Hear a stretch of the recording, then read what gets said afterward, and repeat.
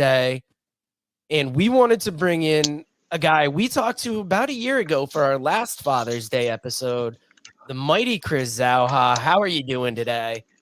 Oh, fantastic. Today's a wonderful day. It's about 85 degrees out here in Lake in the Hills, Illinois. So it's a pretty it's a little hot for me, but it's not too bad. It's not too bad. It was 100 Now, yesterday or day before. It was 104 or something. So this is fun. Wow. Now, the last time we had you on, you had just recently lost your dad, and we're about a year out now. Yeah. What do you think you've learned in that last year? Because I find the first year without your dad around is kind of a mind fuck. Yep. Even if you're an adult, you're like, God, I wasn't ready for this. Like, this is real life now. There's no person to go ask an opinion for. So how has it been for you? So right after he died, like that day, I was like, am I even gonna go back to work like ever? Because I just didn't like. I'm like, and he wasn't somebody that I ever went to for like advice because we didn't have that type of relationship, and he wasn't really the advice giving kind of father. But him being there was that was enough. So like when it first happened, I'm like, what do I do? I don't even know where do I go from here? How do I carry without sounding cheesy? Like, how do I carry on? Like, what the fuck do I do? It took time, like months and months and months to where it got to the point where it's like, okay, he's gone and that's it. I mean, there's nothing you can do about it. It sucks. My mom died like now 19 years ago. So it's like, I was like 47 when my dad died. I'm like, shit, I'm 47 and I'm an orphan, which obviously there's people that are orphaned a lot sooner than 47. But when it first happened, you're like, oh my God, I don't have a mom and dad. You know what I mean?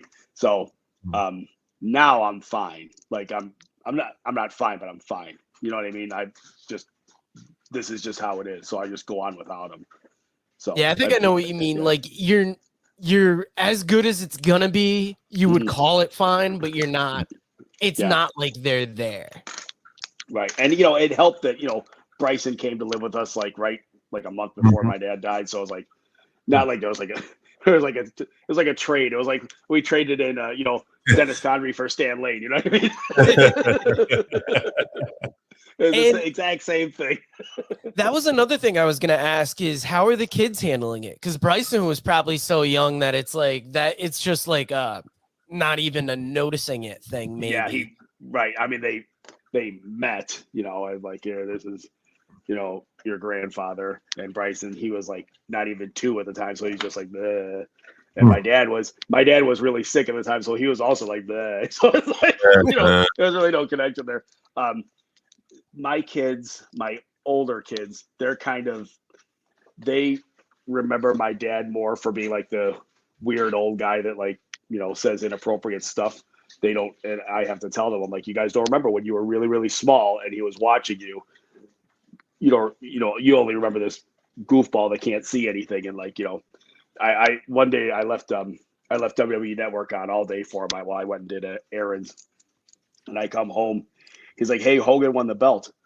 And I'm like, yeah, it's like 20 years ago, Dad. He's like, oh, I don't know. So he thought he was making another comeback. He was like, I'm like, yeah, he's like Hogan's champ again. I'm like, no, that was like 1999, Dad. I'm like, no, but that's how they kind of remember him. I know like 2 days before he died, we like went down there, the 2 kids and I, and because you always want to like, oh, say goodbye. It's like, it's so freaking like cliche, but it's like, well, it's probably something you should do. So I told this story last year. I just pretend I didn't. So River's crying, and I'm obviously, I think I was holding it together okay, but River's crying. Aiden's not crying at all because that's Aiden. And they go to walk out, and Aiden just turns to my dad and goes, bye. And not to be just an asshole, but that's just how Aiden, he's so much like me. He's just like, bye, and like walks out. It's like I can't even get mad. It's hilarious. But that's how the Zauchas cope with things in really strange ways. So I'm like, okay. So and Go Oh, ahead. sorry to cut you off, but it's a No, really you're fine. awkward situation to have to do because, like, Yeah. I mean, I did it even though my dad wasn't like necessarily conscious, Right. but I was like, I'm gonna regret not having this moment, Sure. Absolutely. you know, and I'm Like, not gonna look yep. back at it like that. Yep. Like 2 nights before, I think it was 2 nights before he died, I like went downstairs in the basement and he's like, he's out of it because I was on morphine. So I kept, I was giving him morphine every 4 hours. I think I was supposed to, but anyways, I got like right next to him and I whispered in his ear, I'm like, I've always been proud to call you my father, which I would never have said that to him if he was awake because he'd be like, shut up. So, but it's like, okay, well, this is how I said it because if I hadn't said it, I was like, shit, I should have just said that. I mean, fucking, why not? I had a lot of moments like that, like towards the end of my parents' like life. I lost my mom a few months ago, actually, since we last Are you talked. kidding? Oh my god, I'm so sorry, Dave. Jesus It's Christ. okay. Yeah, I know. I was thinking of this interview. I'm like, this just gets more and more morbid every year. But You're a walking tragedy. yeah, He's an orphan now. You said orphan at 47, 45. So it's like right there. Yeah. But is your last name Von Erich by any chance? Yeah. I still got the brothers, man. I've got the brother and the sister. They're going. You're fine then. You're good. Yeah. But I was just gonna ask you though. Like for me, I lost my dad 10 years ago, and it was interesting. I cried more, I think, because it was the first time I ever lost anybody at all. Yeah. But like the mom thing is different. Like the mom. Like I'll just start. I'm fine. I'm gonna get through this. I'll just be driving in the truck. I'm like, fucking A, Yeah. With my mom, like again, she died in 2003. There was like I had like a lot of like resentment toward my mom at that time and for a long time, because she would tend to treat me. I don't want to say poorly because in hindsight, she really didn't, but she would be kind of like a douchebag to me. Mostly because she didn't like my wife at the time, but she would take it out on me. I thought when my dad was getting really sick and like when he ended up dying, I'm like, you know what? This is no exaggeration. Anything I ever asked for as a kid up until I was like 17, anything I asked for, I got it. Like if I said like, hey, can you give me a Nintendo? It's like any video game system, my mother would get it, no matter what the fuck it was. The only time I didn't get the Christmas present I wanted was when I asked for like this $200 robot. My mom's like, all right, I gotta fucking draw a line somewhere. But I was always getting shit. She always took care of us. You know what I mean? So it's like, so maybe she wasn't like the most like nurturing, for lack of a better term, but she showed her love and appreciation in other ways. So when my dad was getting sick, I'm like, you know what? Mom was fine. I'm the one that's got problems. She did what she thought she had to do, so she's okay. So to answer your question in a roundabout way, at the time she died, I cried like one time and that was it. And then I was over it. And then when my dad was starting to get sick, I'm like, man. And then like when I see myself, like if I look, there was a picture we took a couple weeks ago when we were at Fan Fest of Shannon, the kids, and myself. And I looked at it. I'm like, I wonder what my mom would think of like, where I'm at. Would she? Not so much would she be proud of me because I don't get hung up on stuff like that. But would she be proud of me? You know what I mean? Like it was like, what would her opinion of me be today? That's the kind of stuff I'd like to know. I thought it was a kind of powerful photo when you've got like Bryson sleeping on your shoulder and you're sitting there taking pictures with wrestlers, and it looks less like I don't know, like a parent that's distracted, but more like somebody that's like, hey, look, I got to do the parent stuff, but I'm still here to be in this moment. Right. Yes. So none of my kids like wrestling. None of them like wrestling. And Bryce is only 2 and he doesn't really have an opinion of it one way or the other. I'm sure he won't like it either. But we went into the Fan Fest room or whatever. And the minute we walked in, he was like whining. I'm like, oh, fuck. So I took him. We just like walked around. So then we go back and he starts whining again. I'm like, listen, we just got to get through this real quick. Cause I still wanted to meet Glacier. Right. So like, give me the Glacier, JJ Dillon, and then we'll go get fries. Can you hang on? Just hold on until we meet Glacier. And so we go up and at this point, Bryson is just falling asleep. So I'm just holding him there. and I go to meet Glacier, who was very, very, very nice and very accommodating, and still looked in great shape. And I'm like, hey man, you're awesome, because I did like him in WCW. Like I knew he wasn't gonna like fucking beat Hogan, but it's like I felt at that point, especially that 97, 98 roster, Jesus fucking Christ, even 99, they had fucking everybody. You know, can I swear? I'm sorry. Do I need to swear? Yeah. Okay. And he fit his part on the card perfectly. So I saw him like, man, you're really good. He's like, oh, thanks. And then we get our picture taken. I'm like, dude, your character on the N64 game was awesome. And he's like, and then he started telling a story about like royalties he got from that video game. It's like, wow, you would never have time to learn that kind of stuff if you're at like a big like Starcast. And that's I've been to Starcast, so I'm not blasting the concept. But you don't have time to sit there and like, well, hey, remember, you know, fucking Glacier talked to me for like 3 minutes. I'm like, this is fucking awesome. For like now you've been to multiple of those fan fests, but at this point, right? My second one, yeah. And how are they as an experience? Because I hear Barry Rose talk about them a lot. I believe I've seen Bob Cook post about them. They're fantastic. They're the first one I went to was last November, and they had. Jerry Jarrett was there. I think Rock Roll Express were like the headliners. The Rock Roll Express were there. The Grappler. Shit, I don't remember who else was there. There are a few other guys there, and it was by far in my now what year is this? 2022. My 43 years of watching pro wrestling. It was the best experience I've ever had because you actually get to sit there and like talk to guys and stuff. And you meet other fans that are like close in age, and even the people that are younger or older, like they talk about guys that I only heard my dad talk about. Yeah. And now I'm hearing people talk about from like a first-hand basis, like, oh, I saw fucking, you know, Bob Roop against Steve Kern or whatever it might be. And it's like, wow, this is fucking awesome. And like I tell my stories, not that I have many, but I'm like, oh, I grew up on the AWA, like, oh, AWA, because they, you know, not everybody watches all that stuff. Right. So it was. This last fan fest was a little bit better, only because they had Demolition. But as far as just like my overall experience, the first one I went to was fucking incredible. It was awesome. Anybody that can go, cheap plug. Anybody that can go to CWF Legends Fan Fest, please do so because it's really like, you know, it's intimate, not intimate. Glacier and I didn't have that kind of conversation. There was children there. Yeah, exactly.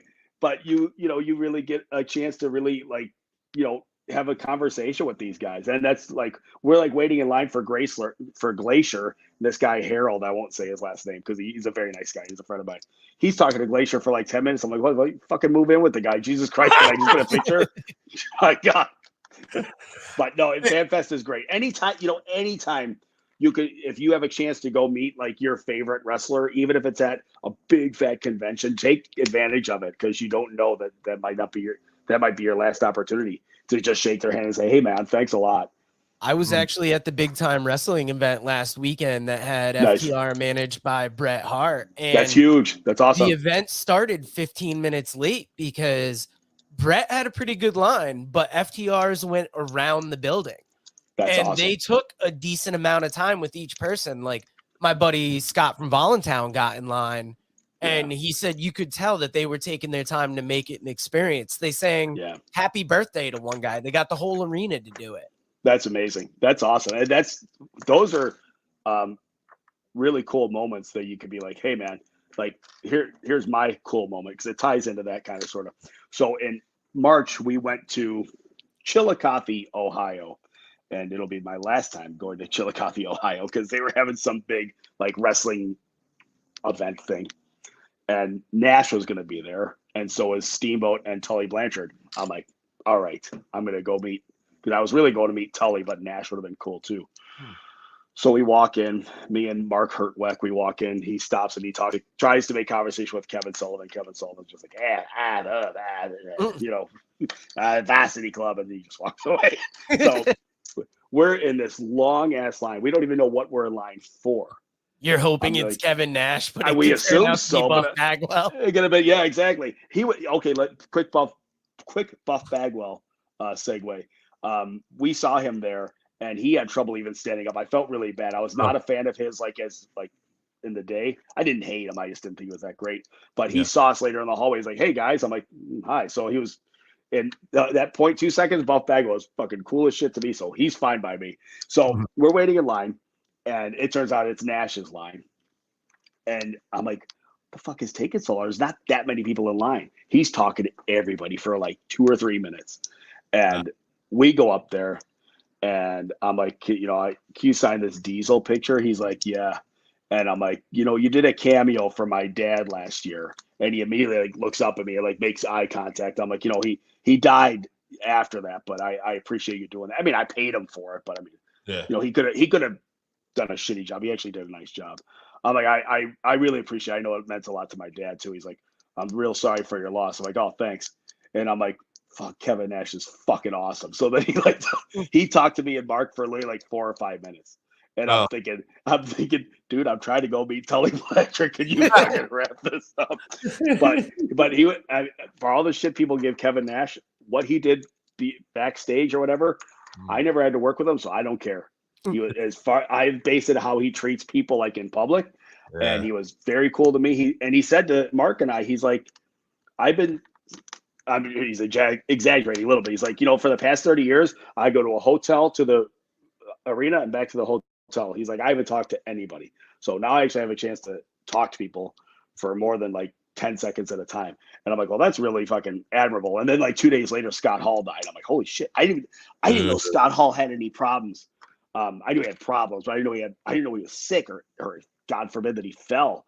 So like we were like on our way home, and I saw on Twitter that Scott Hall was in bad shape. I'm like, man, I'm not fucking ready for this, because Scott Razor Ramon was fucking awesome, dude. And he was fucking.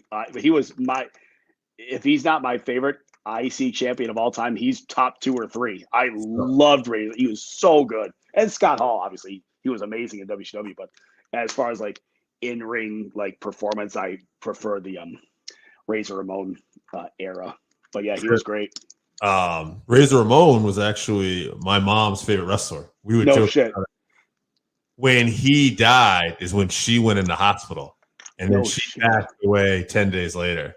Yeah. Holy shit! Yeah, the connection was crazy. Yeah, and so like I was getting pretty choked up about Scott Hall, because I was like, fuck, I don't want to. And my girlfriend, who I actually met a little before last year, we started talking, and he's got 5 kids. I'm getting used to that. That's another fucking story. But goddamn, pal. Yeah, I didn't have any kids in my life. Now I got 5. We can talk about that whininess. But anyway, that's great. But yeah, but I know my girlfriend was like, "Oh man," and she's like, she doesn't watch wrestling, but she knew like I was talking to her about it. She's like, "You should play some Razor Ramon music with her." I'm like, "You're gonna break me." Like I can't. Like you don't know how like bad this make me. But she was trying it. It just but so that connection between like wrestling and real life, it's fucking crazy sometimes. Oh, absolutely, and a lot of times in a good way, because it usually just brings back good memories. Yes, you know what I mean. Like, because my dad loved the Steiners and Goldberg, and the funny thing, and he loved Nash, which is hilarious, because my dad was like, Red Bastien, Nick Bockwinkel, Vergania, guys like that, which would realistically you would think Kevin Nash is the polar opposite, because he didn't care about the business and that, which is bullshit, but whatever. My dad fucking loved Nash. I don't even know why. I mean, Nash was great, but there's something like my dad, not a big Flair fan, not a big Hogan fan. Loved Nash, loved the Steiners. What the fuck else did he like? He loved Roman. His last favorite wrestler of like the current crop of talent was Kevin Owens. He loved Kevin Owens. Yeah. And maybe because Kevin Owens is kind of a throwback to those olden days of the 60s and 70s, more like rough, rugged type wrestler guy. It's almost interesting to see which newer wrestler personalities that he would cling to, being such a fan of the older generation. Now, how excited are you for Kevin Nash's upcoming podcast? You know what? I've seen so many Kevin Nash shoot interviews that if he just does his normal, tell the story about how, 10 dates for $150 a shot and like the normal fucking Kevin Nash shtick. It's like, I could do without it. I'll probably give it a try. It's just there's so many wrestling podcasts I hope he leans into the lapsed fan thing of talking about like the airports and the restaurants near it and the hotels that they always bring up. Like he talks about like being the hardest at the La Quinta and stuff. Yeah, Nash is fucking great. I found that even if you're a great wrestler or even a great talker, that it doesn't necessarily translate to a great podcaster. Like when the Arn show first came out, I'm like, fuck yeah, here we go, Arn Anderson podcast. And I listened to a couple episodes. I'm like, you know what? I'm gonna not listen to this ever. And it's not necessarily anything that he's doing wrong. I feel like sometimes with Arn Anderson, I'm not sure how to explain this. I feel like sometimes he feels like everything he says is taken as gospel. So it just, I don't know. It seems like a lot of his answers are like over thought out. It's like if I said like, hey, Arn, what's your favorite pizza? And then he'll tell me a story about how sausage was invented. I'm like, dude, I just need to order fucking pizza here. That's kind of the impression I get from Arn Anderson. I could very well be wrong, but that's the impression I get. Sometimes with podcasts, it's a different thing because it's a different animal than talking. Oh, yeah. Sure. It's a different animal than talking in real life because there's times people at work could ask me questions about wrestling and I'll stumble through it or I'll be like, how do I explain it to you? But then you get on a podcast and I'm like, oh, I just did 40 minutes on it without even thinking. Exactly. And sometimes like if you're on a podcast, like if you're appearing, you want to like for me, you want to try to be like funny or entertaining. But you don't want to try too hard to be funny and entertaining because then you usually end up not being very funny and entertaining. So you kind of have to like, in my very few podcast appearances over the years, I try to just act like I would normally act instead of being like Chris, podcast guest guy. So that's why luckily in my real life, I'm always trying to get jokes in anyways. So if it happens on a podcast, I'm just doing my thing. Like even better. Yeah, exactly. Usually I'm trying to drop the most fucked up joke as possible. So it needs to be done. Let's be honest with ourselves. I mean, the stuff I say at work, we have a new assistant manager. She's a very, very nice girl. She's been kind of like shadowing me, even though she's probably better than I am. And like, I'll say something to somebody and she's like, how the fuck do you have a job? I'm like, listen, I can do anything. I'm like fucking Teflon here. I wanted to ask you about the grocery business because I've been out of it for a year. How is it? I was going to ask you. So what are you doing now, or can you not talk about that? I work in a beer warehouse and I build pallets. Okay. So now when I see your pallets spill over, I'm like, oh, you don't have a solid 8-block built there. Before we get into that, a quick story today. I was delivering bread to one of my Walmarts. And one of the guys was letting me out because the receiver was on lunch and we're cool and stuff. And as we're going back there, there's an alarm just going off and off. And I'm like, what's that? It's like fire door. And I just thought, God, I'm glad I'm not fucking doing this right now. Like I just had to like alarms going off. You couldn't control, charge machines down. And I'm like, yeah, I don't miss this right now. Yep. I understand. Grocery business. It's fine. COVID is kind of, not over because I just fucking had it a month ago, but that's another story for another time. But it's fine. I've been in retail for it'll be 31 years next month. So I mean, nothing ever gets to me. Like if anything ever affects me at work, it's just stuff that I need to get done for my upper management or upper management. Like customers yell at me. I shouldn't say they yell at me all the time because they don't. But when they do, I'm just like, okay, I don't care. In a nice way, because it's like I put myself in the customer's shoes. I don't know what kind of day they had. Maybe their cat died before they fucking walked in the door. So if they want to come in and yell at me, I don't give a shit. My pay's still the same. I'll be fine. I don't care. So the grocery business, as always, is just fabulous. See, that's one thing. That's my long answer. I think getting out of retail, I realized how not made for retail I was. Like I did it for enough years, and I probably could do it in my sleep, but somebody yells at me, motherfucker, I get off at 3:30. If you want to continue this then, or like sometimes it wouldn't even be then. Like, you want to raise your voice to me? I don't care if I'm getting paid. Like, I'll give it back.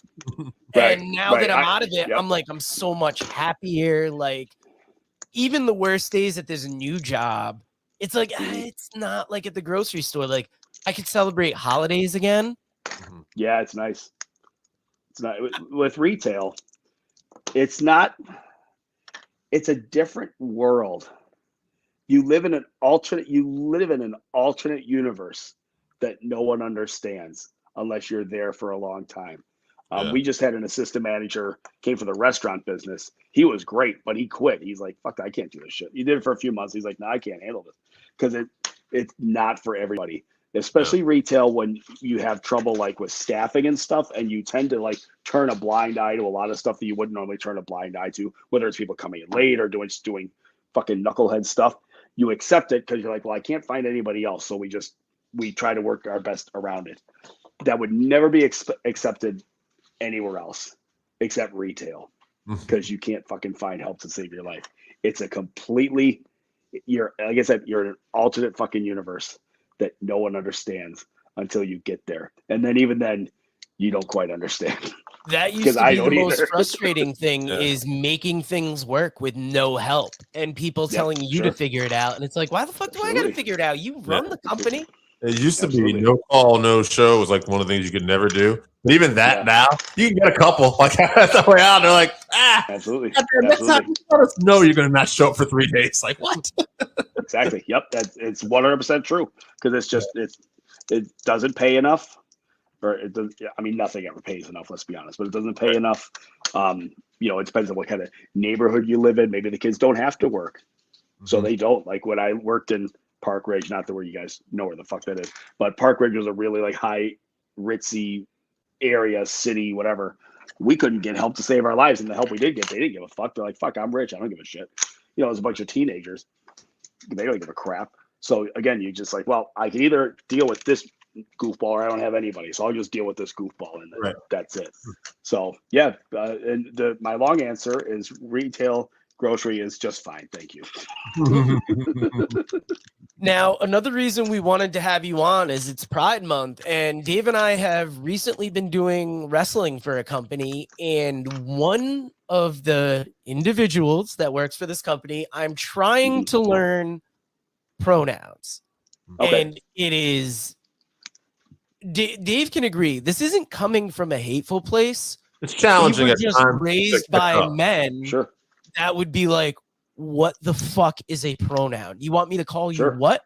Nah, I'm gonna call you Dave. You were born Dave. I'm gonna call you Dave. And we're trying to bridge that gap, but it's such a new thing and it's so difficult. And we know you have experience with it.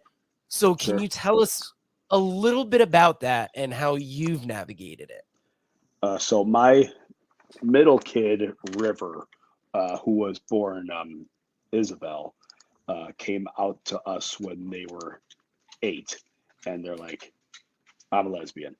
I'm like, and when you hear that, you're like, "Well, how does an 8-year-old know that they're lesbians?" Like, look, the time I was 7. Oh no! The powers that be cut him off. All right, he's back. Sorry. By the time you were 7, and then go ahead. By the time I was 7, I knew that I fucking liked black women. Okay, so it's like I already knew what my. I forgot to introduce you as the black chick Thriller. I'm so mad about that. So they come out to us. I'm like, all right, and I said to them, I'm like, look, I don't care. Just all I ask, just get your homework done and don't tell the other kids. I'm like, not because you have anything to be ashamed of, but kids are dickheads, and unless you're gonna beat up every kid that picks on you, I don't need you having to deal with that. And they're like, okay. So they told everybody, and that's what they do. And then I think like maybe the year before, they're like, I'm non-binary. And I'm like, all right. And they're like, I want to go by they, them. I'm like, all right. They're like, initially they're like, I want to be called Norman. I'm like, all right, Norman. Okay. And then they settled on River, thank God. I haven't done any research on non-binary. Oh, okay. I go by what River tells me. If maybe some days they don't feel like girlish, maybe some days they feel more boyish. I don't know. I just go with what they want, because I look at it like I'm going to be skeptical. I'm going to pretend to be skeptical and say it's just a phase. They're just trying to find themselves. If that is the case, and a few years from now, they're like, you know what? I'm not non-binary. I'm a girl. I'm like, okay. I want them to know that I was going to support them no matter what. Right. You know what I mean? Because it does nobody any good for me to say to them, nah, you're a girl. You're not a non-binary. That's fake liberal BS or whatever. That's not going to help them. And all it's going to do is just like quell my fears of what my kid thinks they are. So it's like, well, and I don't care. I'm like, look, if you're a good person, I don't care how you identify. And it's my kid, so they're going to be at least reasonably decent. So I can't speak to the non-binary community that well. I could just tell you I have a non-binary kid, and I just go with what their wishes are. And I mean, anybody else, there was somebody I hired at Mariano's recently. I think she quit already. Or I think they quit already because I haven't seen them since. They were saying their birth name was like Mary. I don't fucking remember, but they wanted to go by Joe Blow or something. And I'm like, okay, is this your preferred name? And they're like, yeah. I'm like, you identify as non-binary? Which is, by the way, never fucking do that during an interview. I did it anyways because I don't care. I'm like, you identify as non-binary? They're like, yeah. I'm like, okay. So then I'm like, I understand. So it helps because I think as time goes on, we're going to have more people. Oh, yeah. And I think a small part of it is people going, oh, fuck, I'm non-binary now. But I think more people are going to be coming out of the woodwork because now it's a little more, not necessarily accepted, but there's maybe just a basic understanding that it exists. You know what I mean? Because like when you hear about all these people coming out as gay now, not now, but in the past few years, it's not like they're becoming gay because they think it's cool. It's because it's becoming more and more accepted. Right. Which hopefully, and it won't happen in my lifetime, maybe in my kid's lifetime, where if a guy or a gal shows up at a company outing or whatever, and a guy shows up with another guy, he's like, hey, this is my boyfriend, Joe Blow. And they're like, oh, okay, hey, nice to meet you. And that's it. There's not a big, hey, I'm gay. Where there doesn't need to be a Pride Month, even though I am a big supporter. But I wanted to get to the point where it's just part of culture. It's like some people are gay and some people are not. And that's it.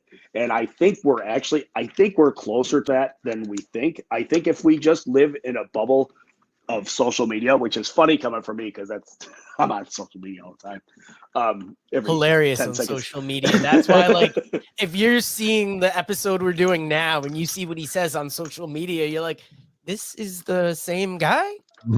Exactly. This guy said that. This guy watches a lot of Star Wars. What a fucking loser. But I think if you just look at Facebook and look at the comments section on a political post, and this isn't going to be a political talk, I promise, or if you go on Twitter, you would think that all that happens is people on the streets just beat the shit out of each other every day, right. Every time there's a disagreement. I was in at FanFest. A lot of the people there differ from me politically, but we got along great. Some people just have different beliefs. Nobody was there saying, oh, I see you have a biracial kid. I don't like black people. I mean, nobody fucking did that, and I'm not saying there's not racism because obviously there is, but nobody's going to go out of their way, at least not in my experience, to be assholes about it. Like if they want to go in their, if they want to go in their comfort of their own home and be like racist dickheads, I can't follow people home and see who's an asshole. Right. I don't. Sometimes it's best to be ignorant instead of just fucking monitoring everything somebody's ever said on social media or ever, because I've said racist shit that I shouldn't have said. I've said a lot of dumb shit. It doesn't mean that I'm a douchebag or that I can't change or I can't get better. That's the same thing like with I'm all over the place. That's okay though. Like with Ultimate Warrior, I'm not an Ultimate Warrior fan. When I was a kid, when he did his Hall of Fame speech, that was the 100% the best WWE Hall of Fame speech ever. Although Undertaker was really good too. And I hoped in my heart, I'm like, I hope this guy's not still a fucking flaming homophobe. You know what I mean? I hope that he actually changed. Yeah.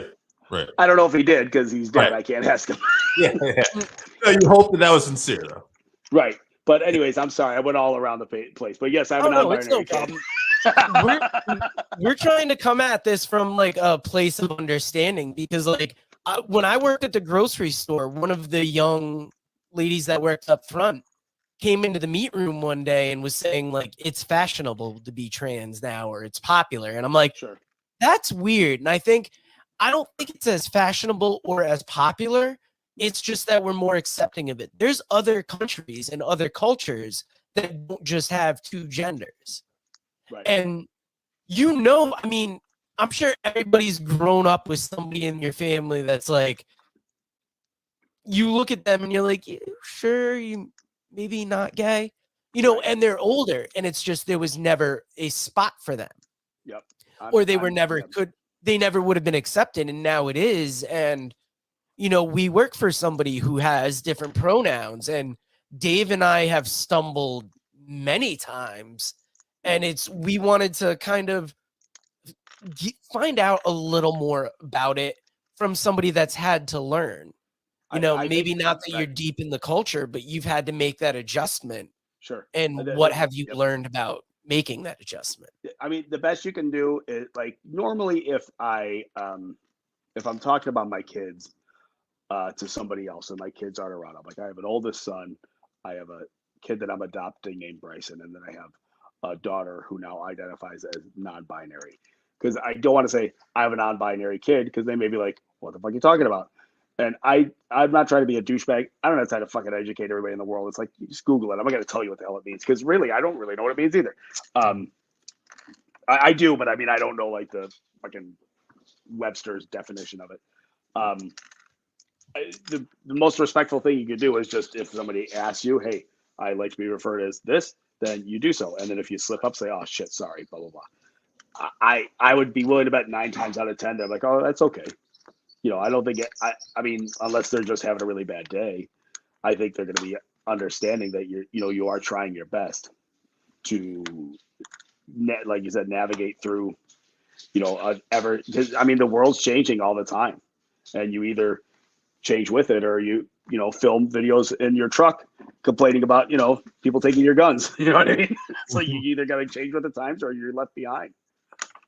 Yeah, whether you like it or not, it's like shit. The world's changing. I mean, I talk about it at work all the time. I'm like, because like when I grew up back in the 90s, like our managers would yell at us all the time. They would like, and we just thought this is like fucking normal behavior. Like you swear, like they didn't beat us up, but they could be brutal. Oh yeah, and it's not like that anymore. So in some ways, it's changed for the better, but in some ways, I don't want to say that kind of like shaped me into the manager I am because I don't act like that. Like I've been yelled at before.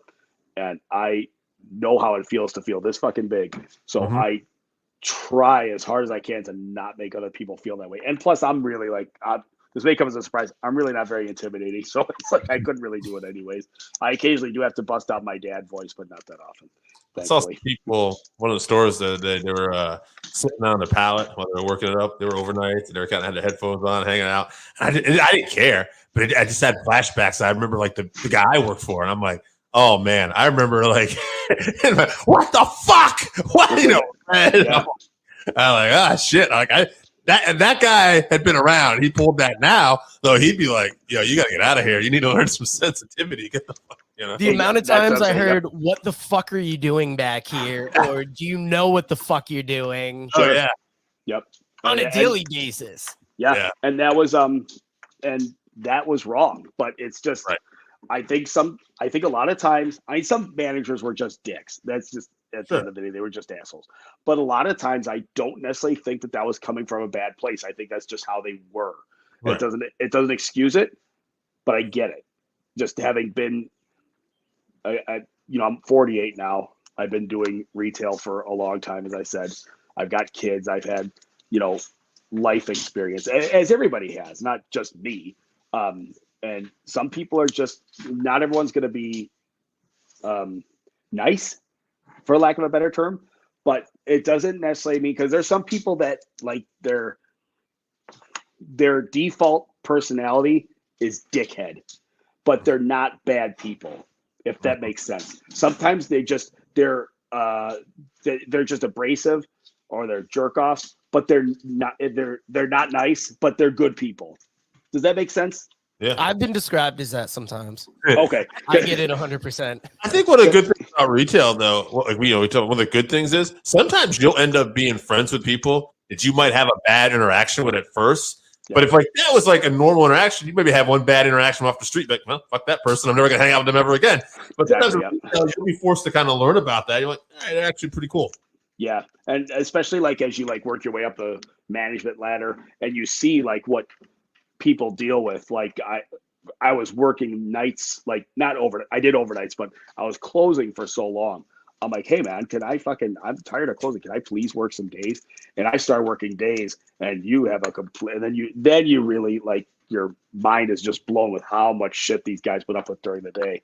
And I'm like, okay, now I get it. Because I would come into close. I'm like, what the fuck? How come this isn't done? How come this isn't done? How come this isn't done? Then I start working mornings. I'm like, okay, now I know why this isn't done, because you can't fucking get anything done, because you're constantly having people call you to complain or cry, or usually it's with the front end because they're fucking high maintenance. This fucking management's such a pain in the ass, because all you're doing is babysitting. That's all it is. Right. Hold on a second. Hold on just 1 second. I promise I'll be right back. I was about to compliment him on all the walls being the same color, because if you're familiar with him on Facebook, they always bust on him about not being able to choose a color of paint in his house. No, we still can't. I saw it once you moved. I was about to say it, and then I saw the yellow in the background. I'm like, you got me. I have 4 different colors here. I have the colors that you saw back there. My wife's like, we need to paint the house. I'm like, you don't even load the dishwasher. You're going to paint? Really? Are you sure about that? So I'm like, if you pick a color, I will hire a painter, because I'm not fucking doing it. My ex-wife and I, in our old condo, she wanted to paint like every 2 or 3 years, because she was like an interior designer. So she would keep buying, like, change stuff up. And I'm like, I'm not fucking helping you again. She's like, okay. And then she started doing it. I'm like, fuck, all right, I'll help you. So it's like, I painted so many times. I'm like, I'm never painting again. I hate painting. I hate it. I cannot stress to you enough how much I fucking hate painting. A lot. Now, we've been all over the place today with this interview. We've taken it to some dark places. We got some wrestling talk in, but I got an brought idea. Up that he's. I got an idea before we head out. I got an idea, because it's kind of become an annual thing, actually. Why don't we just do this? See where we are from a year. All right, I'm gonna hit them with 2 questions. We can all participate. Doesn't matter. All right. Yeah. Given everything that's been going on, will Vince McMahon still run WWE next year? All right. Are you asking me, or are you asking Joe, or are you asking us both? I'm gonna ask you, but go ahead. Let's see where we are. Man, I'm gonna be honest with you. I don't know, because it's so easy. Like, my first thought was like, this guy beat the federal government. Right. I'm not gonna. This is nothing. But it sounds like it might. It sounds like it's a different time, and he's not that. Maybe he's not that Vince anymore. I will say that I have a love-hate relationship with Vince McMahon. I sometimes hate what I see on WWE TV, even though I think their roster's fucking awesome. Like, they got great wrestlers, but the creative is always kind of like questionable. Yeah. So I hate that part of it. But then I saw Vince's interview with Pat McAfee, and he's all like laid back and just being like a cool Vince. That was the best interview he's done in so long. And I'm like, that's the fucking Vince I remember. That's the Vince that I like. And I think he's still, to answer your question, I don't know. Right. But I think that I don't know what plagues the WWF creatively, because everyone's like, oh, it's Vince. Well, maybe it is, but he has like, $68,000 like in his couch cushions. You know what I mean? So he doesn't. Why does he give a fuck? And and that's why when people are getting on Bruce Pritchard's case of just like trying to please Vince, is like, well, Vince is his boss. Who the fuck else is he gonna please? Right. I don't fault him for that. So I think maybe it's time for a change, but if it really depends on who they put in that position. It's got to be somebody, because Vince is all about professional wrestling. You call it sports entertainment, whatever, but that's his whole fucking existence. He could make a football league or start movies or get to build a bodybuilding federation. I don't give a fuck. His roots are in pro wrestling. So you would need to find somebody that, and I'm not saying they need to get somebody that's even a current booker or anything. Like, they don't have to get Heyman or anything, but they need to get somebody that just fucking lives and breathes this shit all the time and is willing to make changes as time goes on. Because with wrestling, it's always fucking changing. Because if you watch, I was just thinking about this the other day. I've been watching a lot of 1996 WWF, which is, I love that shit, right? The difference between 1996 WWF and 1998 WWF is fucking night and day. Mm-hmm. And that's just 2 fucking years. You know what I mean? Yeah. So you would have to get somebody that's really can kind of like has their, this sounds, it's so fucking cliche, but it is true, that it does have the finger on the pulse of like what the audience wants. And sometimes you don't want to give the audience what it wants because sometimes they get it and they don't really want it. Because I will point to one quick example and then I'll let you keep talking. When Daniel Bryan was being pushed towards the world title and everybody and their mother's like, fuck yeah, Daniel Bryan, he's the greatest of all time. I'm so happy. He wins the belt. He has one pay-per-view match. I go on Facebook every day and it was like, Daniel Bryan sucks. I'm like, what? So that's why when Vince kept pushing Roman, which I always liked Roman, even when he was like shoving him down our throats, I thought Roman was fucking awesome. So I've always been on the Roman Reigns train. But that's probably part of the reason why Vince doesn't fucking look at the internet for information, because we don't know what the fuck we want. Because we get it, we're like, I thought this would be better. And if he just tried to cater to a bunch of fucking people like us, he's not going to be successful, or he's not going to feel like, you can't make everybody happy. No, you can't. And you can't be creative. If you just give everybody what they want, that's not creative. That's just give everybody what they want. There's nothing creative about that. Like, if everyone's like, hey, make Goldberg champion. Hey, Goldberg's a champion. You haven't fucking done anything. Right. In Vince's mind, he wants to create stuff that people are going to get behind, not just throw stuff at them that they say they want at that time. Does that make sense? Yeah. So you would have to get somebody that's willing to, because you do have to, I mean, the internet wrestling community, that's still part of the wrestling community. So you do have to kind of like, obviously you want to listen to them, but you don't want that to be your end all be all. And you have to look at the bottom line. If you're not making money, it doesn't matter who you're fucking pushing. And I mean, they just, what kind of deal did they sign with NBC? Like $1 billion? You know how much fucking money that is? Do you think Vince gives 2 squirts of shit about the fucking match quality? $2 billion? That's a lot of fucking money. I bet he doesn't even care about this current like scandal. I bet he's like, I paid the money. I'm done. Right. Fuck. Right. And like you said too, like, and I heard another podcast about, like, he's the kind of guy notoriously, good or bad, whatever you want to perceive it, like when stuff like this happens from a PR standpoint, he just digs his heels in. We're gonna wait it out, and the shit will blow over. And that's why this guy, one of the reasons why he's survived, because you talk about like thick skin, like he don't give a fuck. I think that like a lot there, I think there's 2 sides of Vince McMahon. I think, and I also want you to keep in mind a couple things. I'm not a great judge of character, number 1. And number 2, I think everybody's a good person. And I know they're not. I think in his heart of hearts, Vince McMahon is a good person. I think sometimes he has to make some really shitty decisions and he has to treat people really shittily. But he's also the boss. I mean, most bosses, I mean, thankfully, my boss is fucking awesome.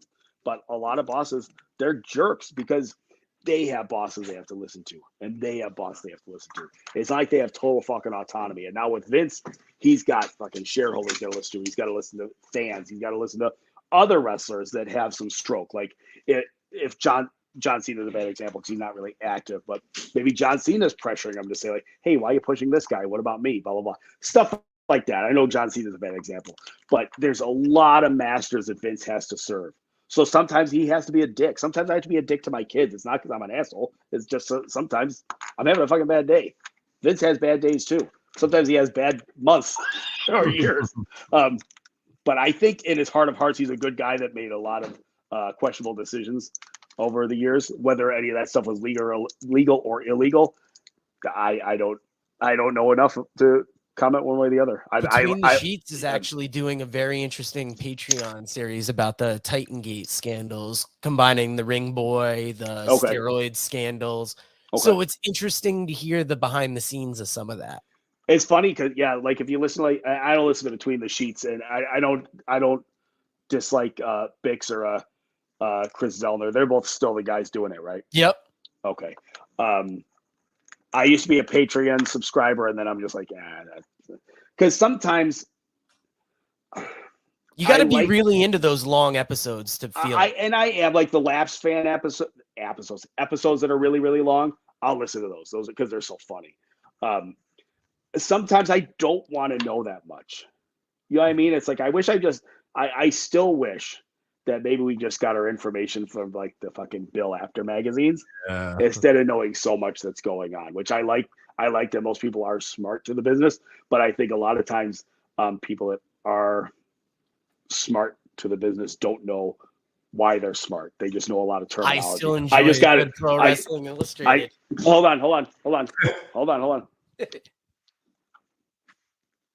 It's funny. I signed up for it a year ago, and I just started getting them. So I've had it here. I'm eager to dig into it. I've been busy the last couple of days at work. I'm like, I'm gonna put it next to the computer. I'm gonna sit down, edit, flip through a little bit. Do they still write in kayfabe? Is it still like? It's half and half. Okay. It's half and half. You almost have to blur the lines nowadays. Yeah. You have no choice. Yeah. So I will say this. So I started buying magazines again, like in the last couple of years, through various people on Facebook. Sorry, my dogs keep wanting to come in and out because they're assholes. And I bought like Wrestling Eye. Do you guys remember Wrestling Eye from the 80s? No, I don't know if I'm familiar with that. Okay, so it's called Wrestling Eye. And George Napolitano was one of the, I think he was a photographer. I don't remember. But a lot of the articles use insider terminology. Yeah. So at the time, and this is in the fucking 80s. This isn't like the Observer or the Torch. Like this is like a fucking magazine you find at the grocery store. So at the time, that was really cool because I didn't know what the fuck any of that shit meant. Same thing with, you guys remember Wow Magazine from the 90s, 99 to 2000? Now, Wow Magazine was almost all smart talk. That's all it was. There was no fucking kayfabe shit. So I bought a bunch of, because I loved Wow Magazine back then. So I bought a bunch of Wow magazines. I bought a bunch of Wrestling Eyes. And I'm reading Wow. And I'm reading Wrestling Eye. I'm like, I don't like this. I don't like these magazines. So I started buying the old PWIs. And I started reading those. I'm like, okay, this is what I prefer now. So it's like I like being like kind of in the know. But at the same time, I kind of want to just, I want to remember it like I remember it. I like turning my brain off sometimes and just reading the top 500 and being like, isn't that cool? Who is this? Like, where can I find this? Yeah, I love that shit, man. Even to this day, like I went through a period where I was like super duper smart. I say that, I really wasn't very smart, but where I would just literally just, and if I told this story last time again, I apologize. Pretend you never heard it. I would pick apart segments just left and right. Like it's like at that time, Dixie Carter and Vince McMahon, neither of them are fucking calling me, asking me for ideas. So what the fuck am I doing? So I remember I was reading The Torch, and this is where a lot of people with Meltzer, he does have an influence on how people think. Just the same way Bill Apter did in the old magazines, where it was very anti-WWF-y and very pro Jim Crocker Promotions or WCW. They were all, like, at one point they took away world title status from WWF, like in the mid 80s or something, because Hogan did, or Backlund only defended against Alpha or something shit. Like it was some really weird, but there was a bias, and Meltzer has a bias too. And not that he does it with malice, but he does have biases. Not necessarily all AEW. There may be biases that he has with talent in WWE as well. So my point is, what was my point? Okay, now I remember my point. So I used to read The Torch all the time. And Wade Keller, who is close to me in age, we both grew up on the AWA. And I'm thinking like, okay, well, him and I, and we do have like similar likes and dislikes with pro wrestling. There was one segment of TNA. I don't remember what it was. It's probably like 2010 or so. And Wade Keller was talking about this segment like it was the worst fucking thing he's ever seen in his life. It was just fucking hot garbage, basically. And I'm like, fuck, that sounds terrible. I better watch it. So I watch it. It was fucking awesome. So it was like, after that, I'm like, you know what? I'm going to watch this the same way I did when I was fucking 16 years old. Because like I said, no, a buddy of mine actually said that to me. He's like, you know what? No one's asking you for your ideas. I'm like, you know what? You're fucking right. So I'm not gonna fucking bother because it is fun to fantasy book. It's a lot of fun, but it's also like, why? you know, Right. I would rather fantasy book like old territory stuff than fantasy book anything's happening today because the business is so much different. I mean, there's so many. You know, it's easy to just say, hey, if I were to book WWE, I would have fucking Goldberg get murdered by Brock and then have fucking, you know, Vader's ghost come in and kill everybody. You know, it's easy to just do that. But you have to consider there's other masters you have to serve. There's advertisements. There's fucking the little vignettes and bullshit they do. Like the wrestling that I'm used to, even though I still watch it for the most part. I'm not used to all these fucking out of the ring segments they do. And they've been doing that since like the Nitro days. And I'm still like, weirds me out. It's like, I played GM mode on 2K22. I know how hard it is to play. 2K22 is fucking great, isn't it? They really bounce back after 20. I enjoy it so much. Do you play Wrestling Empire by any chance? No. What is this? Okay, so it's made by this guy named Matt Dickey, which is hilarious. But the company's called M Dickey. And I think you get it like free. Like there's one called like Wrestling Revolution and Booking Revolution. And now is this an app on the iPhone or it's on your phone, right? I got it on the Switch because I don't like playing on my phone. So I got Wrestling Empire on the Switch, and it's available on the Switch. I am writing this down. Yeah, okay. So it's basically if you think you're going to get wowed by graphics, you're just not. It's not going to happen. It's very like Nintendo 64-ish graphically. The grapple system is nothing like No Mercy, so don't get excited. But it's a fucking hell of a lot of fun. So it's kind of like take an old school game and combine it with Fire Pro Wrestling and mix it up a little bit, and then you have Wrestling Empire. And I fucking love it. They have a character on there that looks just like Tony Khan, and his name is Money Mark. I did not name him that. That's what his name is. It's so much fun, and it ain't expensive, I don't think. Wrestling video game. If we ever do another show, we can just talk about wrestling video games because there's so many that are so fucking good. We are going to have you on for another special episode, but being as it's Father's Day and you just found out Dave came upon 5 kids within the congratulations. Congratulations. 5 beautiful children. You're 5 beautiful children. One of each. What kind of advice can you give him as a father or as somebody stepping into that fatherly role? And we'll go out on that. Let me ask this, and if I'm going too far, then please tell me that I am, and I'll continue to ask anyways. Is their kid's dad? Is he still around? Yes. Okay, and he's fine. He's a good guy. Yeah, he's fine with me there. He's in a spot where basically come on, put some dirt on his name. It's amicable. It's amicable to point. It's been a long time now, so everybody all settled in, right? And I'm sure he's probably like as happy to see me as he is probably like his dentist or something. Sure, of course. Well, absolutely. Yeah, who doesn't want to see their dentist? Right. But he's still in the picture. I'll give you a little background. Occasionally, the younger ones, especially, there's 2 15-year-old girls. They're twins. 10-year-old boy, 8-year-old boy with ADHD, and there's a 5-year-old boy. And basically, the younger 2 will mess up and call me dad once in a while. I don't encourage it. I kind of just go with the flow and kind of talk with you. I just take an approach of just being nice to them. And really the toughest part is just basically, as I explained to her one time, we're on a car ride. We're going to this old village place out here called Sturbridge Village. It's like, they have like colonial times, and it's good for the kids and the story. And so anyway, getting dressed up, and they start, they're having difficulty with the long car rides. Just imagine a lot of younger people in this generation where you're used to not having to do anything for a long time could be. Right. Yeah. But like she sees, like I'll start to speed up once in a while, and like she's good, and like I'm not doing it like because I'm not gonna outwardly do anything, but she's picking up on my little ticks that I'm trying to like hold back, Right. Oh yeah. And she goes, why is that? And I was like, well, here's the thing. I was like, you have to understand, and to bring this back to retail a little bit, I said I know, and I'm learning that they're young, they're developing, they can't help a lot of like the complaining and the whininess and some of this stuff. They can't help that. They're developing. I get that. I said, but you have to understand, from my world, when I bought this bread root 5 years ago, one of the reasons why I did this was I wanted to get away from the day-to-day whininess of a lot of people. Right, sure. I was like, this is an adjustment period for me. And she understands it. But anyway, that's kind of where I'm at now. Okay. So the best advice I can give, I don't know how much time you spend with the kids. I don't know. I'm assuming it's kind of like half-half. Yeah. The kids. Okay. Best advice I can give.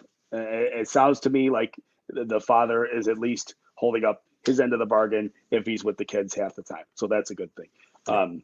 If you're just being present is 95% of the fucking issue. Yeah. If you're there, then you're already off to a great start. There's a 5-year-old and an 8-year-old, you said? Yeah. The 15-year-olds, there's nothing you could do. They already hate you. They already hate you. They just because that's my son's 15 and he tolerates me. They grow out of that. And maybe some kids aren't like that, but I know my teenagers. With the girls, I'll say it's very hit or miss. Like there are days like, oh yeah, and there's some days like they just want to be left alone. And I've learned, luckily, I've had enough experience with women in general that I'm like, okay, not now. Go over here. when they want to be left alone, they just leave them alone. There's no reason to fucking like invade their privacy or whatever. Who wants that? And you don't know when you're gonna fucking turn up. So it's like, I'd rather just stay out. But no, if you're present, then you're already off to a good start. I don't know how much if they come to you with problems or whatever. Just it's hard to say because my kids, especially now because they're a little bit older, they don't come to me anymore. They go to their mother, and I'm like, well, and I told River because they went to Shannon about something. I can't remember what it was. It was something that I wish they would have come to me, and I said to them, I'm like, you can talk to me too. I'm like, I'm not saying you need to talk to me about like, sex or anything. I go, if you can, if you want. I'm like, but I want you to know I'm here too. I recognize that I'm usually on Facebook posting something stupid, laughing at myself, but you guys are more important than that. And they're like, okay. And they still don't come to me for anything.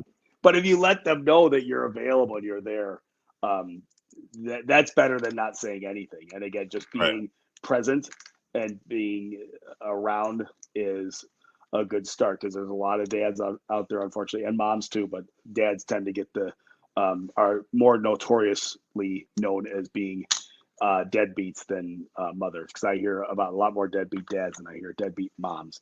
So, and it's sad too, because it's like being dad, it's great. Mm-hmm. Like I've never been like, oh, fuck, this sucks. It's awesome. I've never. I will say is like, because we talked about that one side of like the complaining and the other side is honestly, not to get too sappy here, but there's a feeling of like I go Father's Day, so I feel free to delve into it. I do. I feel like I'm in a family, and like I don't mean like obviously I grew up with brother and sister, but they were much older than me too, 10, 15 years apart. But goddamn. But like this is like there's times I'm like, man, like I feel complete with these guys, and there's times when I'll leave and I'll be busy doing stuff between the biz and everything, and maybe she's working, so we'll have a couple days sometimes, not often, but maybe and I won't even realize I'm in a funk sometimes, and I'm like, gosh, shit, like I really need to be around these guys, So, absolutely. Being a father is great. My wife and I, we went to this hotel a couple years ago. It's called the Sybaris. It's where couples go and have sex. But it's just for but it's strictly for that. Like they got like toys and stuff which we didn't use. I just wanted to see if the TV worked. And it's got like we got like the biggest room, and it has like this big fucking pool. And we get there, I'm like, fuck, why do we bring the kids? And Shannon's like, you don't bring the kids to the Sybaris. I'm like, oh, okay. Like I said, I've never ever at no point have I ever been like, oh fuck, what a pain in the ass this is being a dad. I've always liked it, and that doesn't make me like fucking special. I'm sure I'd like to think every father feels that way. It's an awesome feeling, man. Just spending time with your kids and just doing shit, taking them to see wrestling. Like my kids don't give a fuck; they just want to get out of the house. But when I took them to meet like Juice and Liger, like in 2018, I said to them, I go, I know you don't give a shit about this stuff. I know you don't care. I go, but it's Juice and Liger does not fucking hang out in Chicago just to fucking dilly-dally. Like, this is probably the last time, and I think it is, the last time we're ever going to get a chance to actually meet this guy.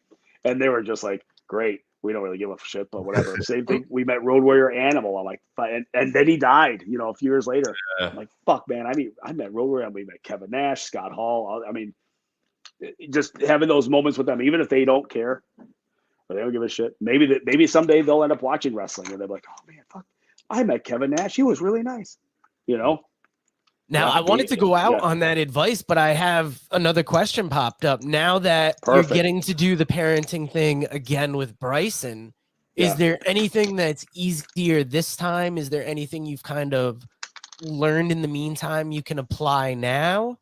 I have learned. So when he first came to see, I was talking about Art Anderson having long answers and 10 times worse. So when he first came to stay with us, I was not really a good fatherly figure. And it's not because I wasn't mean to him. I didn't mistreat him. I didn't do anything like that. It just felt kind of like not a burden, because I'm the one that said he should come stay with us. So it wasn't a burden, but it took me some getting used to, because I hadn't had right. I hadn't had a 1-year-old in, at that point, 12 fucking years or whatever the fuck it was. So it had been a while. It doesn't matter. It was a long fucking time. So I last had a 1-year-old. I didn't start to feel like, okay, this is my kid, until he was at school one day and one of the other kids bit him. And I'm like, what do you mean you fucking bit my kid? I'm going to go beat up a 2-year-old or something. You're about to Big Allen now. I'm going to kick your ass, kid. The only thing I've learned is just, he's not my birth kid, biological kid. So he's not going to act like the first two kids. So I find myself saying to myself, well, he's not acting anything like River. I'm like, oh yeah, he wouldn't, because why would he? But he's wonderful. He's absolutely perfect. He is a perfect kid. I enjoy every moment I spend with him. I was supposed to take him to school on Wednesday, and we're like sitting in the backyard, and we're just sitting there doing nothing. And he's probably watching Blippi on his iPad or something. And I'm like, I'm going to call you in sick. We're just going to stay home and hang out together. So I called him in, and then he got sick later in the day. I'm like, oh, of course. So it's a good thing I called him in. But he is fantastic. He doesn't like wrestling. He doesn't like Star Wars. He doesn't like anything I like. But that's okay. Like I said, the kids didn't like any of the stuff I like either. I like that you got him in Motorhead and Black Sabbath shirts, though. When he was first, shortly after he was born, I ordered the Motorhead shirts for him. I could tell the story now. I'll make it quick. So I think I can tell this. So Bryson is my wife's cousin's son. Did I tell you the guys this last year or no? You didn't. We didn't go into it because I didn't know what you'd be comfortable with sharing. Okay. Well, right now we're in the process of adopting them, so I think we could talk about it. I think maybe we shouldn't. We'll talk another time. Next time we talk. Well, next year. Exactly. But he is a blood relative. He's just not my blood relative. But he is, like I said, he is absolutely wonderful. I love every moment I spend with him. I took him to daycare today because I planned on having a fucking trampoline when he got home, but that's not going to happen now. So I'll have to buy him some ice cream or something. But he's great. Now you're going to have to top what the trampoline would have been as a surprise. Exactly. I bought you an Xbox, he's fantastic. He's smart. He's like, being in daycare helps because he's just like picking up all these words all the time. Like, we were sitting on the backyard the other day and he like looks at my wife. He's like, Mommy, can you play with me? I'm like, oh God, this kid is going to fucking tear my heart out. He likes his mother, my wife, more than he likes me. Because I went to wake him up this morning and my wife was already at work, and he must sense my presence because I'm coming up the stairs and he's like, no, I want Mommy. And I open the door. I'm like, Mommy's at work. He's like, no, I want Mommy, not you, Daddy. I'm like, all right, well, you got me anyways, kid. I don't know what to tell you. So, but he's great. I love him. He's fantastic. He's perfect and he's wonderful. And if anybody has the pleasure of being able to adopt a child, please do so and be thankful, because it's great. And he's not adopted yet, but we're in the process now. So and next time we talk, it'll be up to do that, because so many kids grow up without fathers, and you know, I don't know, like it's an important part of life. I believe the children are our future. I like that you're taking the out there takes on this one. You're going bold. But yeah, I don't want to say I love kids because I normally like hate kids besides mine, but I like kids because they're kids. What the fuck? I mean, they're just little kids. If they're assholes, it's because their parents are probably douchebags. It's not their fault. You know, kids are like the same thing with. I don't know. Never mind. Sorry. When he says he loves kids, he's not talking in the Jerry Lawler way or the Grizzly Smith. So don't, right, yeah, don't turn this around on Zaucha. He's a good guy. Thank you for pointing that out because I don't need people showing up at my house. We heard you on the Working Fans podcast, so you love kids, huh? One, I'm almost guaranteeing nobody's ever gonna say we've heard you on the Working Fans podcast. Yeah, exactly. But yeah, when you say something like that, people can misconstrue it, and it's like, watch out. You recently actually had to give out a warning on social media about this, about please don't friend my kid, and it's yeah. Well, because, and I don't know why they would have sent them a friend request because they're 13, and I don't think that I know a couple of people that because I asked River. I'm like, have you gotten any friend requests? And they're like, yeah. I'm like, what are their names? And they're like, people that I'm friends with. And I'm like, okay, that's a no. And then they named a couple other people. Like, okay, they're family members. That's fine. The kid's 13 fucking years old. I guarantee you have nothing in common with them. I guarantee fucking you. You don't need to be their friends. And really, they don't post anything anyways. What? Why? What are you going to talk about? You know what I mean? Isn't that the weird thing about Facebook is sometimes people pop up and you're like, I'll throw them a friend request. What the fuck? And it's like, why though? Yeah, right. And it depends. Like if you have some sort of, it's probably because they see you on Facebook and they're like, Zaucha's so accommodating. Like his whole family's got to be a barrel of laughs. Oh, my wife's like, who the fuck is such and such? I'm like, oh, it's a friend of mine. They're like, she's like, why are they sending me a friend request? I'm like, they're cool. You can approve it. I've done it. Okay, yeah, I'm like, they're cool. Not to your kid, to your wife. Did she not approve it? No, she approved it. Oh, okay. I'm like, no, they're cool. And then if it's somebody that's kind of like, maybe not really in line with me politically, I'll be like, listen, I'm going to tell you, I like them, but I just want you to know that, blah, blah, blah. It's going to get a little crazy. Yeah, you might not want to approve that. So, like I said, I don't think anybody sends River a friend request with malicious intent, but I also don't know why they would want to fucking talk to a 13-year-old because I have a 13-year-old and I don't want to talk to him either. So, and they don't want to talk to me. I mean, my kids don't want to fucking talk to me about anything. So, yeah, that was the only. I'm like, and I wasn't even like mad. I was just like, come on, use some fucking comments. Well, and it sounded like a fatherly thing, like kind of like, hey, what are you doing? Like, I understand that it's not out of a bad place, but think about it. I don't think so either. But I don't know. But I don't really want to find out. So I figured, and that's why I told them, I'm like, even use Facebook? They're like, no. I'm like, all right, well, still, if you get friend requests or messages, you tell me who it is, and I'll tell you yay or nay. More than likely is going to be no. But if it's like an aunt or an uncle or something, yeah, they're fine. Well, Chris, I hate to cut this short, but my brother's dog is over here bothering me. I think he's got to go out. But thank you for joining us for Father's Day. We will have you back on again next year for Father's Day if you'd like, and we'll get you again in a couple months for a video game special. Because we could do a video game one, and maybe we could like do it in like increments. Like we could do like 8-bit, 16-bit for the PlayStation era, PS2, whatever you guys want to do, or if you want to. I love that idea because you're so into video games that God, I feel like you would buy a Sega Saturn or a Sega CD just to test it out and give the review.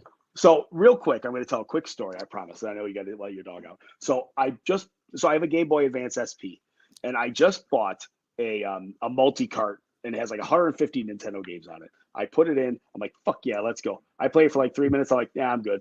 It's like I'm like, I now see there's a reason why video games got better over time. It's hard to go back and play fucking blades of steel or whatever, even though the game was amazing back in the day. And plus, I think the screen on the Game Boy is too small for my 48-year-old eyes now. But that's my video game story. Makes sense. Well, happy